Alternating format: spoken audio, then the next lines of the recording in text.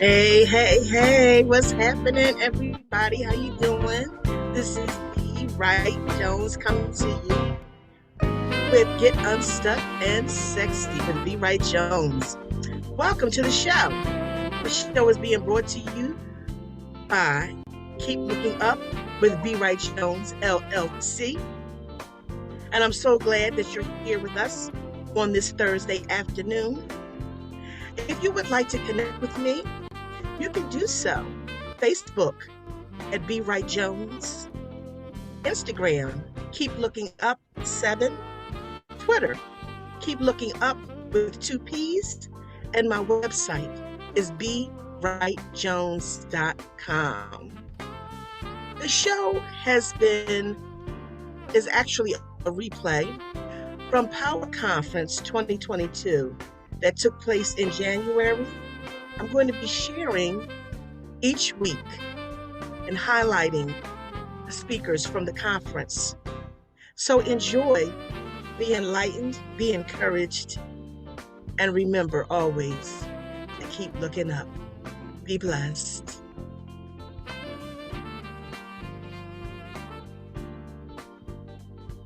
Is Reverend Cheryl Thomas, and I'm a member at Faith Memorial U.A.M.E. Church, and my pastor's Dr. Ralph T. Lampkins.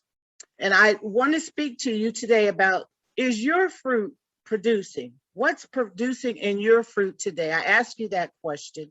And I'm coming from Galatians 5:22-23. And it says, but the fruit of the Spirit is love, joy, peace, long-suffering, gentleness, goodness, faith, meekness, temperance. Against such there is no law. So in speaking of God's fruit today, connecting up with him, and we know that in St. John, it tells us in 4:24, they that worship him must worship him in spirit and in truth. So we're worshiping God today, and we're speaking of his fruit today. Jesus knew that we would need his fruit to live by, to govern our lives by, and to be empowered by. Today, I want us to self-examine, to inspect our fruit today. What is in your fruit basket? What are you producing today? Just as there's physical fruit, there's also spiritual fruit. And in the physical fruit, there's seeds. Well, in the spiritual fruit, there's seeds as well. We need to have our seeds watered, and we are that soil, so we need to have our seeds watered, and we need to allow God to shower us with his water to bless us and allowing us to grow. Our seeds need light, and we know that God will shine bright on us today. So we need the light of Jesus to shine on us, allowing that seed to grow and to mature. We need all of God's fruit today. And also God's, one of his fruits that he speaks of is love. And we need love to love each other, but also to love ourselves. It is imperative and important that we love ourselves. And we know God is a God of love. And in loving ourselves, God said that we are fearfully and wonderfully made in his image. So we're to love ourselves and to thank God how he created us today. I ask you today, is your fruit producing?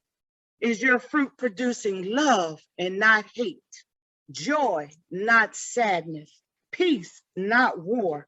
Long suffering and not giving up, but having endurance. Is your fruit producing gentleness, showing compassion and love towards each other?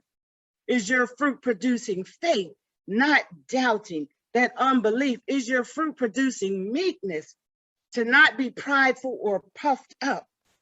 Does your fruit, are you producing temperance, being able to not just be out of control? I ask you today, we are fruit inspectors examining our own spiritual fruit today.